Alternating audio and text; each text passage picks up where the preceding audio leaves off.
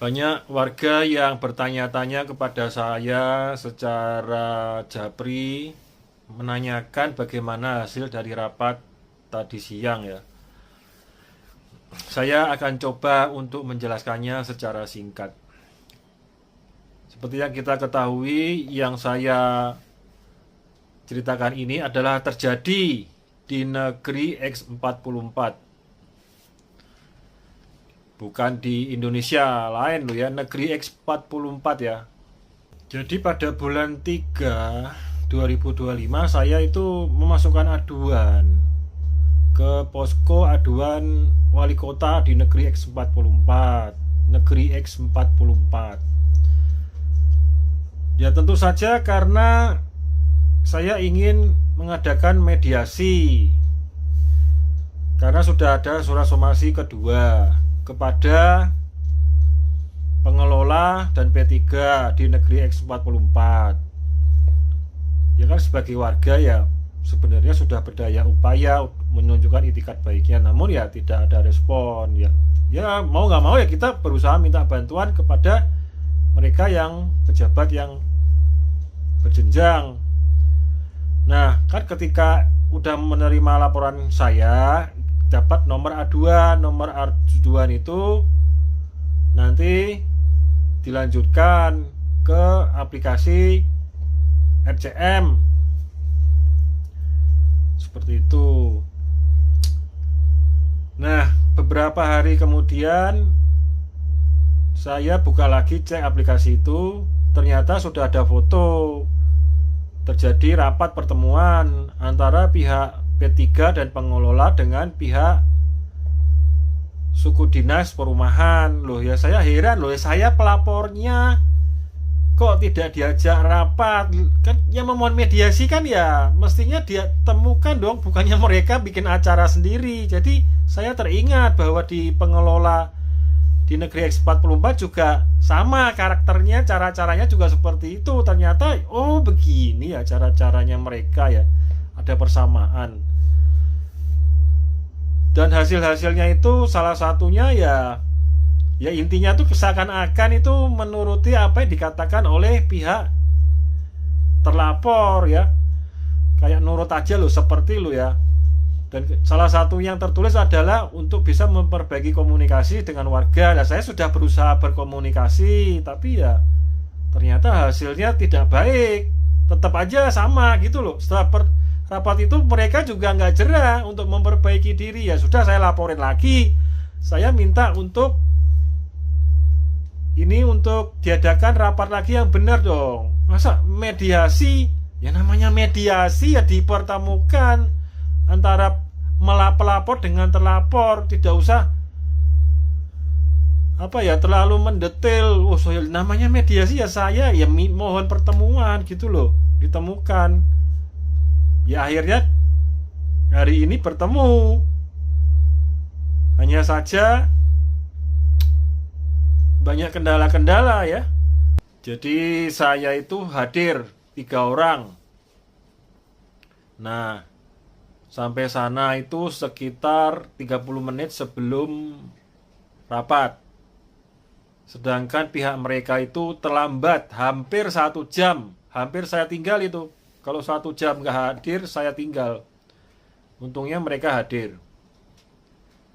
Ya dari situ kan menyatakan bahwa pihak mereka itu tidak menghormati, tidak menjunjung tinggi pejabat dari kota, level kota loh ya.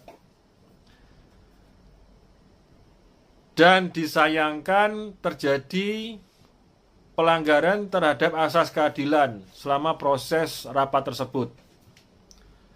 Pertama, kedua terjadi upaya penyimpangan pembahasan hal-hal yang tidak sesuai dengan inti permasalahan, dan kemudian ditanggapi dan diberi kesempatan lebih oleh moderator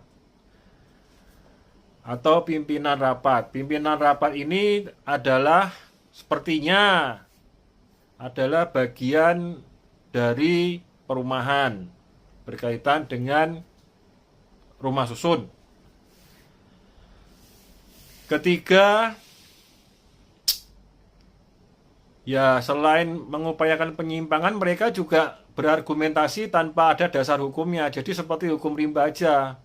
Dan saya juga terus berulang kali mengingatkan moderator atau pimpinan rapat mengenai dasar hukumnya. Apa dasar hukumnya? Semua itu argumentasi harus ada dasar hukumnya. Saya gituin, saya berulang kali mengingatkan dan menegaskan. Ya kan saya sudah bilang, Anda kan ahlinya, masternya dari perumahan. Saya kan hanya warga biasa. Saya bilang begitu juga. Kemudian mereka itu berusaha menyimpangkan ya setiap upaya untuk masuk membahas permasalahan utama. Mereka bergantian menyimpangkan ke hal-hal yang lain yang nggak ada hubungannya, atau ya pokoknya itu diusahakan gitu loh, bagaimana caranya supaya tidak membahas masalah inti dan masalah inti itu terlupakan. Itu taktik mereka selalu begitu, selain pengkondisian di belakang dan lain sebagainya. Yang selanjutnya mereka adalah membahas hal-hal pribadi, masalah-masalah pribadi yang nggak ada hubungannya, masalah keluarga, masalah pribadi yang tidak ada hubungannya. Bahkan saya sampai bilang, bila Anda tidak senang ada masalah dengan hal tersebut, silakan mengajukan gugatan resmi. Sekarang ini masalahnya bukan itu. Nah, begitu kan. Yang saya perjuangkan kan mengenai hukum perlindungan konsumen. Namanya perlindungan konsumen adalah mereka yang menghuni atau warga sini, tidak harus pemilik.